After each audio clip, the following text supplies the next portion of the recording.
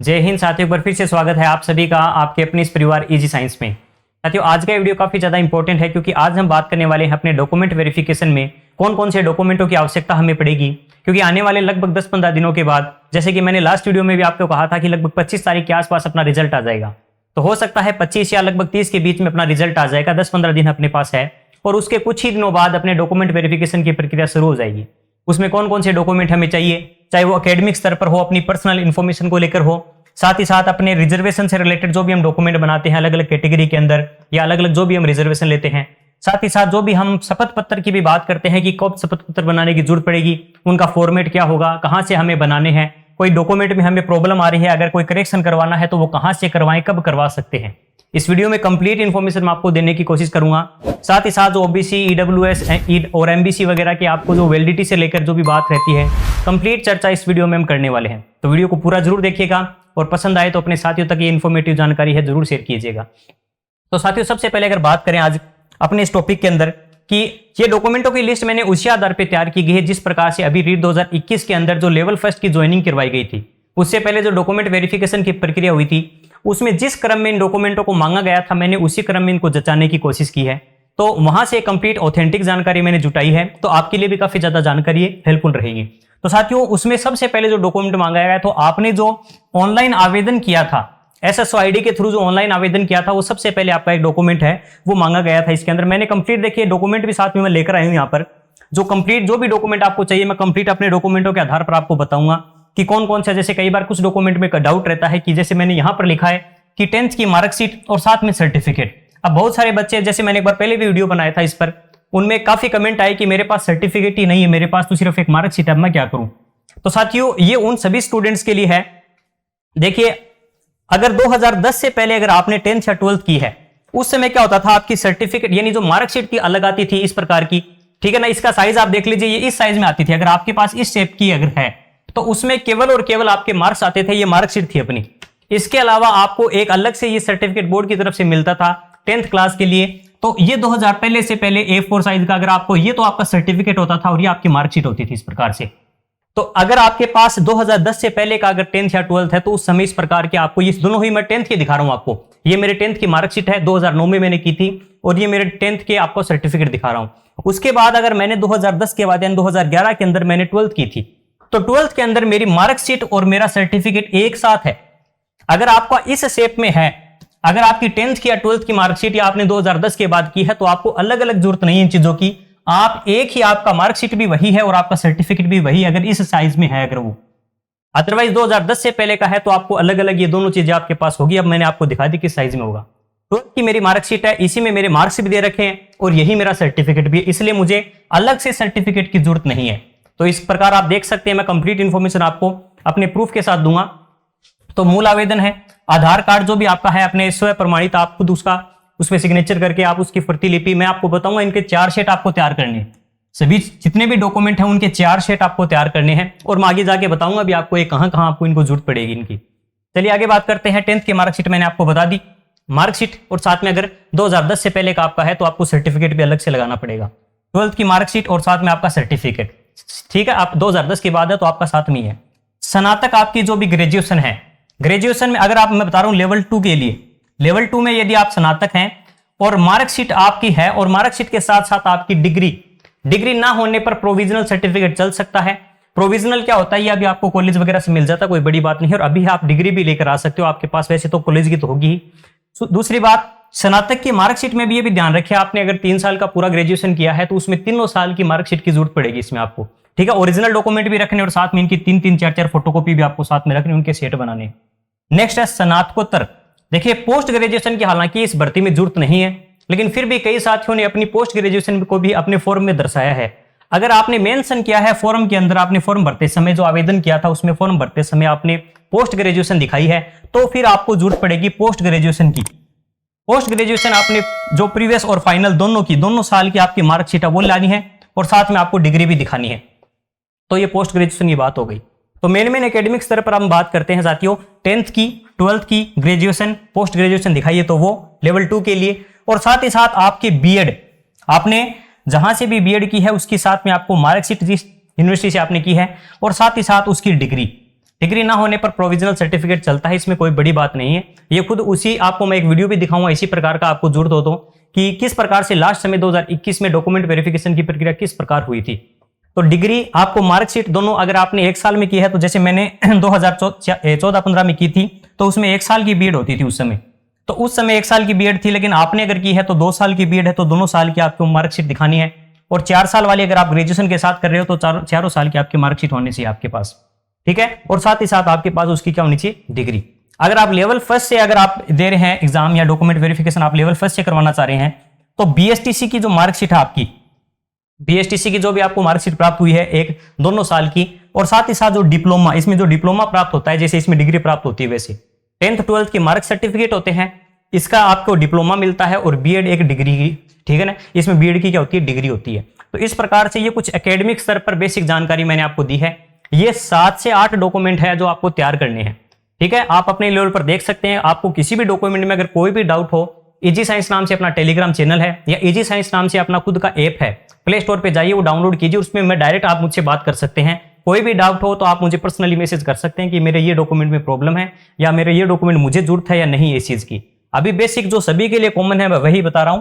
आगे साथियों बात करते हैं नेक्स्ट, अगला जो अपना पॉइंट है, 8वां पॉइंट है बीएड और बीएसटीसी के प्रवेश तिथि से संबंधित। इसका मैं आपको थोड़ा सा एक प्रूफ दिखा देता हूं कि आपको अगर आपके पास नहीं है, एक तो प्रोविजनल स्लिप आती है एडमिशन डेट की, अगर वो नहीं भी है आपके पास तो आप अपने कॉलेज में जाइए। इस प्रकार से अगर आपको दिखाई दे रहा होगा ये कि कॉलेज में जाओगे आप उसको अपने कॉलेज में लेटर पैड पर वो अपनी डेट लिख कर दे देते कि ये आपका नाम है, ये आपके पिता का नाम है, आपने इतने तारीख को यहाँ पर एडमिशन लिया था, तो हमारे यहाँ पर रेगुलर इन्होंने अध्ययन किया है, तो ये अपने लेटर पैड पर कॉलेज के द्वारा लिख कर दिया जाता है, ये चलेगा। या अदरवाइज आपके पास जो एडमिशन की एक स्लिप आती है, एडमिशन के साथ प्रोविजनल एडमिशन स्लिप आती है, वो है तो भी चलेगी। तो आपको, आप बीएड कर रखी है आपने या बीएसटीसी कर रखी है, तो आपकी एडमिशन डेट की आवश्यकता आपको पड़ेगी। हाँ, कई बार डॉक्यूमेंट वेरिफिकेशन में कई जगह नहीं भी मांगी जाती है, लेकिन फिर भी कई जगह मांगी भी गई है, इसलिए ये आपके पास होनी ही चाहिए, मस्ट है, ये मान लेना ही। हाँ, अगर आप विशेष शिक्षक से इस बार अगर भर्ती आपने दे रहे हैं, विशेष शिक्षक के पद पर आपने अप्लाई किया है, उसमें आपका नंबर आ रहा है, तो भारतीय पुनर्वास परिषद जो आरसीआई है उसकी तरफ से जो सर्टिफिकेट जारी किया जाता है वो आपके पास होना जरूरी है, विशेष शिक्षक का। साथ ही साथ रीट का पात्रता प्रमाण पत्र, रीट का जो भी वैलिड प्रमाण पत्र है, क्योंकि साथियों अभी जो हमने 22 वाली रीट दी है उसकी तो लाइफ टाइम वैलिडिटी है। इससे पहले जैसे मैं अपनी दिखा देता हूं, काफी सारे सर्टिफिकेट इकट्ठा हो गए हैं। ये मेरे पास है 2000, मेरे पास 15 वाला 15-16 का सर्टिफिकेट है, 109 मार्क्स थे। ये वाला सर्टिफिकेट है 2017 का, 118 मार्क्स थे। ये वाला सर्टिफिकेट है मेरे पास 2022 का, 131 मार्क्स थे। और देखिए ये 3 सर्टिफिकेट आप देखोगे ना, एक चीज और देखना, इनमें क्या इत्तेफाक है कह सकते हैं इसको, ये सर्टिफिकेट की साइज से बिल्कुल सेम सा है, लेकिन ये सर्टिफिकेट क्या पता किस सोच से बनाया गया था, इसको रद्द करना पड़ गया मेरे हिसाब से इसी कारण से कि इसका थोड़ा साइप ही अलग बना दिया, ठीक है ना, इसको ओरिजिनल बना दिया। ये सर्टिफिकेट 2021 का है जो काफी बुरी यादें देकर जा गया था। 137 नंबर थे, पहले 138 नंबर थे, लेकिन फिर वापस रिजल्ट आया तो 137 मार्क्स थे। हालांकि भर्ती को रद्द कर दिया गया, लेकिन चलिए जो भी है किस्मत की बात है। तो रीट का सर्टिफिकेट 2021 वाला लेवल फर्स्ट के लिए, और नॉर्मली लेवल सेकंड के लिए 2022 वाला जो सर्टिफिकेट है, जिस आधार पे आपने आवेदन पत्र में जिस सर्टिफिकेट का उपयोग किया था वो सर्टिफिकेट भी आपके पास होना चाहिए, और उसकी प्रतिलिपि आपको आवश्यकता पड़ेगी। मूल निवास प्रमाण पत्र, आपका जो मूल निवास है, देखिए मूल निवास हमेशा पिता के नाम पर, और जाति प्रमाण मूल निवास आपका जैसे पति, अगर आप महिला है, आपने जहां भी आपकी शादी हुई है, तो ये मूल निवास आपका बनता है जहां पर आप फिलहाल रह रहे हैं, यानी आपकी पति के आधार पर।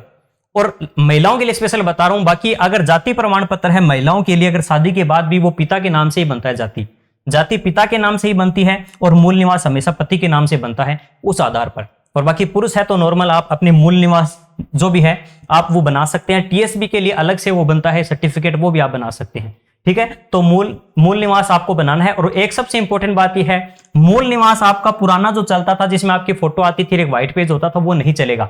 मैं आपको दिखा देता हूं, इस प्रकार से आपका जो येलो पेपर पर डिजिटल जो आता है, इस प्रकार का ये जो डिजिटल आता है जिस पर आपके नंबर होते हैं, टोकन नंबर वगैरह होते हैं जिस पर, तो ये वैसे इसकी वैलिडिटी नहीं है, आप ये लाइफ टाइम है। एक बार आपने अगर डिजिटल बना रखा है येलो पेपर वाला इस टाइप का, तो आपको लाइफ टाइम चलता है, मूल निवास में कोई प्रॉब्लम नहीं है। हाँ, जाति प्रमाण पत्र को लेकर काफी कंफ्यूजन रहता है। जाति प्रमाण पत्र भी कुछ इसी प्रकार का है, देखिए ये सेम यही टोकन नंबर वाला येलो पेपर पे इस टाइप का ऑनलाइन डिजिटल आपका बना हुआ है, ऑनलाइन वाला होना चाहिए ये भी, दोनों ही ऑनलाइन वाले आपके हैं। इसकी वैलिडिटी देखिए विज्ञप्ति के अकॉर्डिंग देखें, अगर जो कर्मचारी चयन बोर्ड ने फॉर्म भरने से पहले हमारे सामने विज्ञप्ति आई थी, उसमें ओबीसी वगैरह, ईडब्ल्यूएस या फिर एमबीसी वर्ग, उसकी वैलिडिटी 3 साल तक दे रखी है। काफी लोग कहते हैं कि 6 महीने तक चलता है, कुछ लोग कहते हैं 1 साल तक चलता है, लेकिन विज्ञप्ति में साफ साफ 3 साल तक की वैलिडिटी इसकी दे रखी है। आप अगर सेम वही कैटेगरी में, मतलब उसी में आ रहे हैं, वही आपकी कंडीशन है, तो आप बिल्कुल जाति प्रमाण पत्र 3 साल तक वैलिड है।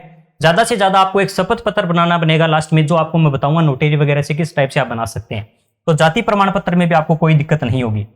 अंतिम रेगुलर कॉलेज से चरित्र प्रमाण पत्र, मोस्टली देखिए चरित्र प्रमाण पत्र मांगा जाता है आपने लास्ट समय अगर जहां से बीएड की हो, बीएड की चरित्र प्रमाण पत्र की आवश्यकता होती है। लेकिन अगर आपने पोस्ट ग्रेजुएशन कहां से अगर रेगुलर की है उसके बाद, ठीक है, तो लास्ट समय आपने जहां से भी रेगुलर कोई भी डिग्री ली है, वहां का आपको करेक्टर जो आपका चरित्र प्रमाण पत्र है वो आपको साथ में लाना होगा। लास्ट है स्काउट। स्काउट अगर आपके पास बीएसटीसी में स्काउट थी आपके, तो उसका भी कई जगह मांगा गया है, तो आप ये भी जरूर रखना, जो बीएसटीसी के छात्र है खास करके, स्काउट का जो सर्टिफिकेट था वो भी आपको साथ में रखना है।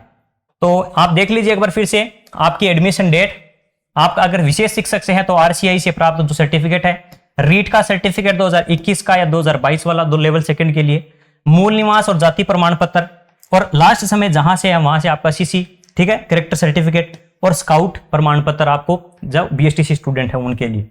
नेक्स्ट बात करते हैं साथियों अगले, अगर आपने फॉर्म भरते समय आपकी आय 2.5 लाख रुपए से कम दिखाई है, तो आपको आय प्रमाण पत्र, पिता के नाम से आय प्रमाण पत्र बनाना होगा वहां पर, ठीक है। आपका जो आय प्रमाण पत्र बनता है, यहां पर 2.5 लाख रुपए से कम आपने इनकम अगर दिखाई है, तो वहां पर आपका आय प्रमाण पत्र पिता के नाम का बनता है। उत्कृष्ट खिलाड़ी प्रमाण पत्र, देखिए साथियों, उत्कृष्ट खिलाड़ी अगर स्पोर्ट्स कोटे से, अगर आप स्पोर्ट्स कोटे से आपने अगर फॉर्म भरा है, आप उसको आरक्षण चाहिए, आपने अगर नेशनल या इंटरनेशनल लेवल पर अगर कोई आपके पास ऑथराइज्ड आपके पास अगर सर्टिफिकेट है, इसका जो ऑथेंटिक सर्टिफिकेट है, तो आप उत्कृष्ट खिलाड़ी के लिए आपके लिए वो सर्टिफिकेट भी आपको साथ में लाना होगा। नेक्स्ट है शारीरिक विकलांगता से अगर आपने पीएच, फिजिकल हैंडीकैप के रूप में अगर फॉर्म में आपने अप्लाई किया है, तो वहां आपको उस कैटेगरी के लिए आपको उसका सर्टिफिकेट भी साथ में लाना होगा। दूसरी बात, अगर आप विधवा कैटेगरी से आपने फॉर्म भरा है, तो स्वयं का शपथ पत्र, ये स्वयं का शपथ पत्र क्या होता है, इसमें आप दिखाते हो कि हाल फिलहाल अभी तक की, आज की डेट तक आपने पुनर्विवाह नहीं किया है, और साथ ही साथ आपकी जो पति की मृत्यु का प्रमाण पत्र है वो भी आपको साथ में दिखाना होगा, ठीक है। तो ये दोनों चीजें की आवश्यकता होती है विधवा के, अगर आपने विधवा कोटे से आप अप्लाई कर रहे हैं। तो तलाकशुदा की अगर बात करें, ठीक है, तो तलाकशुदा की अगर बात करें, तो वहां पर न्यायालय की तरफ से जो निर्णय आता है लास्ट में, तलाक का जो डिवोर्स कैटेगरी है, तो उसमें आपको ये तलाक जो निर्णय, इसका जो डिग्री प्राप्त होती है या न्यायालय का जो निर्णय प्राप्त होता है, वो आपको साथ में लाना होगा, उसकी कॉपी चलेगी। विवाह पंजीकरण प्रमाण पत्र, मैरिज सर्टिफिकेट की अगर बात करें साथियों, मैरिज सर्टिफिकेट भी ऑनलाइन वाला ही चलेगा, इस प्रकार से उस पर टोकन नंबर वगैरह आता है। ये मेरा मैरिज सर्टिफिकेट बनाया था कुछ समय पहले, तो ये जो होता है इसके अंदर आपके साथ में नंबर दिए जाते हैं और इस पर डेट लिखी हुई होती है, तो ये आपको बनाना पड़ेगा ऑनलाइन वाला। ऑफलाइन वाला अगर आपके पास है तो आप ऑनलाइन वाला करवा लेना, ये भी काफी ज्यादा इंपॉर्टेंट चीज है, विवाह प्रमाण पत्र या मैरिज सर्टिफिकेट अगर आप मैरिड है तो। नेक्स्ट है भूतपूर्व सैनिक प्रमाण पत्र, अगर आप एक्स सर्विसमैन हैं, तो एक्स सर्विसमैन का आपका जो ऑथराइज्ड अधिकारी हैं, वहां से जो आपको सर्टिफिकेट प्राप्त होता है जो संस्थाओं से, वहां का आपका प्रमाण पत्र आपको दिखाना पड़ेगा एक्स सर्विसमैन का। तो ये कुछ आरक्षण से संबंधित है कि आपने विभिन्न कैटेगरी में अलग अलग आरक्षण लिए हैं, अगर इस कैटेगरी में आप बिलोंग करते हैं तो ये सर्टिफिकेट आपको दिखाने पड़ेंगे, अगर आप इनसे नहीं बिलोंग करते हैं तो फिर आपके लिए आवश्यकता इनकी नहीं है। नेक्स्ट बात करते हैं साथियों अगली, आपको देखिए कोई भी डाउट हो किसी भी टॉपिक को लेकर तो आप बता सकते हैं, वो तो कुछ मुख्य प्रमाण पत्र थे या कुछ मुख्य सर्टिफिकेट या डॉक्यूमेंट्स थे। अब बात करते हैं कुछ ऐसे डॉक्यूमेंट्स जिनका प्रारूप हालांकि हमें बोर्ड की तरफ से मिलता है मोस्टली, लेकिन नहीं भी मिलने पर मैं आपको ये अभी आपको वैसे बनाने की आवश्यकता भी नहीं है, ये आप उसका जैसे अभी कट ऑफ आ जाएगी 2 गुना लिस्ट, ठीक है ना, तो उस लिस्ट आने के बाद आपको एक पूरी लिस्ट दी जाती है कि आपको ये डॉक्यूमेंट बनाने हैं, उसमें प्रारूप दिया फॉर्मेट दिया जाता है कि आपको शपथ पत्र, घोषणा पत्र या जो भी ये डॉक्यूमेंट्स होते हैं, हालांकि इनका फिक्स ही रहता है लगभग प्रारूप, लेकिन फिर भी मैं कहता हूं आप थोड़ा सा इसका वेट कर सकते हैं, अभी आपको बनाने की जरूरत नहीं है। वो किस पर लेते हैं, आपका स्टाम्प पर लेते हैं, व्हाइट पेपर पर लेते हैं, वो बाद में डिपेंड करता है, तो इसलिए मैं कहूंगा इसका आप थोड़ा सा वेट कर सकते हैं, इसको अभी आप ना भी बनाओ तो भी काम चलेगा। नेक्स्ट देखिए साथियों, इनमें अगर बात करें कौन कौन से मोस्ट है इसके अंदर, देखिए शपथ पत्रों में अगर बात करें कौन कौन से हमें शपथ पत्र, हालांकि अलग अलग है, घोषणा पत्र भी इनमें कुछ। सबसे पहले आपका विवाह अगर हो चुका है तो आपने दहेज जो है वो स्वीकार नहीं किया है, इस चीज की आपको स्वयं घोषणा करनी होगी। नोटेरी से बन जाते हैं सारे डॉक्यूमेंट, कोई बड़ी बात नहीं है। नोटेरी वाले के पास आप जाके सीधा बोलोगे कि ना मुझे दहेज वाला ये सर्टिफिकेट बनाना है, तो आपको बनाकर दे देगा, आपकी पूरी इंफॉर्मेशन मांगेगा, ठीक है, और आप उसके आधार पर आपका दहेज वाला स्वीकार, ये प्रमाण पत्र स्वीकार नहीं किया, पढ़ जाएगा। धूम्रपान नहीं करने संबंधित स्व घोषणा। धूम्रपान अब देखिए मोस्टली लोग करते भी हैं, मान लीजिए कई है जुबान केसरी वाले भी, लेकिन फिर भी क्या है कि यहाँ तो ये दिखाना पड़ रहा है कि धूम्रपान नहीं करते, धूम्रपान नहीं करने से संबंधित स्व घोषणा प्रमाण पत्र, तो ये भी आपका नोटरी से बनता है। प्रतियोगी परीक्षा से वंचित निवार नहीं किए जाने की स्व घोषणा, जैसे कई पेपर लीक वाले मामले में आते हैं, लिप्त पाए जाते हैं, फिर उनको फिर वहां से वंचित कर देते हैं, तो आपको ये साबित करना होगा, ये आपको घोषणा देनी होगी कि मैंने, यानी मैं आपने देखिए सारे डॉक्यूमेंट ये इसीलिए जा रहे हैं, दिए जा रहे हैं, ताकि आप अपने लेवल पर आप घोषणा कर रहे हैं कि मेरी ये सभी जानकारी सही है, मैं यहाँ पर जो भी जानकारी दे रहा हूं वो बिल्कुल, देखिए लास्ट में हम एक घोषणा पत्र देते हैं, सभी सूचना सही होने से संबंधित हम एक शपथ पत्र या निर्धारित प्रारूप में शपथ लेते हैं कि मेरे द्वारा दी गई जानकारी सभी सही है। अगर किसी भी प्रकार की कोई भी गलत इंफॉर्मेशन मेरे द्वारा दी जाती है तो इसका जिम्मेदार मैं खुद हूं और मुझे इस भर्ती से बाहर किया जा सकता है। रियल में इन सभी का मतलब एक ही है, क्योंकि वो बोर्ड वाले या जो भी हमारे एग्जाम मतलब जो हमें ज्वाइनिंग देने वाले हैं वो अपने पर कोई चीज नहीं लेना चाहते, वो हर बात आपसे एक अच्छे नागरिक, एक शिक्षक बनने के साथ साथ एक अच्छे नागरिक भी आप हैं क्या, आपने कहीं भी कोई दहेज नहीं लिया है, आप धूम्रपान नहीं करते, मान लो आप शिक्षक बनने जा रहे हैं, आप खुद धूम्रपान कर रहे हैं, आप वहां पर जा रहे हैं, स्कूल के अंदर जा रहे हैं, सिगरेट लेकर जा रहे हैं, मान लीजिए विमल लेकर जा रहे हैं, वहां पर बच्चों को जुबा केसरी सिखा रहे हैं, तो ये गलत बात है। प्रतियोगी परीक्षा में आपको वंचित नहीं किया गया, मान लीजिए आप कोई भी इस प्रकार का आपने एक्शन नहीं किया है जिसके कारण आपको एग्जाम से बाहर कर दिया गया हो। दूसरी बात, संतान संबंधित, यदि आप विवाहित, आप मैरिड हैं, इसका भी प्रारूप होता है अलग तरीके से कि 2006 से पहले आपकी कितनी संतान थी, लड़के कितने थे, लड़कियां कितनी थी, उस आधार पर, क्योंकि 2 से ज्यादा संतान होने पर बाद में, क्योंकि ये डेट वाइज चलता है, तो इसलिए संतान वाला संबंधित जो प्रमाण पत्र है, मैरिड आप हैं तो उसके लिए संतान संबंधित आपको घोषणा करनी पड़ती है कितनी संतानें हैं। अविवाहित संबंधित घोषणा, देखिए अगर आप मैरिड नहीं हैं, आप अविवाहित है, तो उसका भी आपको एक नोटरी की तरफ से एक घोषणा पत्र बनाना पड़ता है कि अभी तक मेरी मतलब शादी नहीं हुई है, तो इससे संबंधित भी एक नोटरी से प्रमाण पत्र बनता है। सभी सूचनाएं सही होने के पक्ष में भी आपका एक छोटा सा घोषणा पत्र बनेगा, और निर्धारित प्रारूप के आधार पर एक शपथ पत्र होता है जो आपको बोर्ड की तरफ से जारी किया जाएगा, जिसमें आप अपनी इंफॉर्मेशन भर सकते हैं डायरेक्टली कि मेरे द्वारा दी गई सभी जानकारियां सही है, उस आधार पर एक शपथ पत्र होता है। और लास्ट में एक और, अधिकारी आपराधिक प्रकरण, यानी आप पर कोई किसी प्रकार का कोई केस नहीं चल रहा है, कोई एफआईआर आप पर दर्ज नहीं है, होने पर आप उस एफआईआर की फोटो मतलब कॉपी है वो आप स्व प्रमाणित कर उसकी प्रति आपको साथ में लगानी पड़ेगी। तो ये कुछ इंपॉर्टेंट जानकारी थी साथियों डॉक्यूमेंट से रिलेटेड। इसके अलावा मैंने आपको बता दिया है कुछ बातें डॉक्यूमेंट में करेक्शन से रिलेटेड, कि कुछ साथी कहते हैं कि हमारे जाति में, मूल निवास में, खास करके इन डॉक्यूमेंटों में आपको प्रॉब्लम है, तो देखिए आप इन डॉक्यूमेंटों के लिए शपथ पत्र या इसके लिए आपको एफिडेविट बना सकते हैं आप, एक छोटा सा, उसमें कोई बड़ी बात नहीं है। दूसरी बात, अगर आपके 10th में 12th में इन मार्कशीट में कहीं प्रॉब्लम है तो साथियों वैसे तो कोई बड़ी बात नहीं है, लेकिन छोटी मोटी करेक्शन होने पर हम शपथ ये अपना लगा सकते हैं, नोटरी के द्वारा सीधा सा एक एफिडेविट बनता है, उसके थ्रू हम अपनी जानकारी दिखा सकते हैं कि मेरा नाम ये है, ठीक है, मेरे द्वारा मतलब जो भी जानकारी दी गई थी उसमें सभी में मेरा नाम ये है, लेकिन इसमें ये जानकारी यहां भरी गई है, तो वो आप मेरे पर यानी अपने आप पर लेनी पड़ती है बात को कि हाँ मेरे द्वारा दी गई सभी जानकारी सही है, मेरा सभी डॉक्यूमेंट में ये नाम है, लेकिन इसमें गलती से ये लिखा गया है, लेकिन अगर मेरे द्वारा की दी गई जानकारी कहीं से गलत साबित होती है तो इसका जिम्मेदार मैं खुद होऊंगा।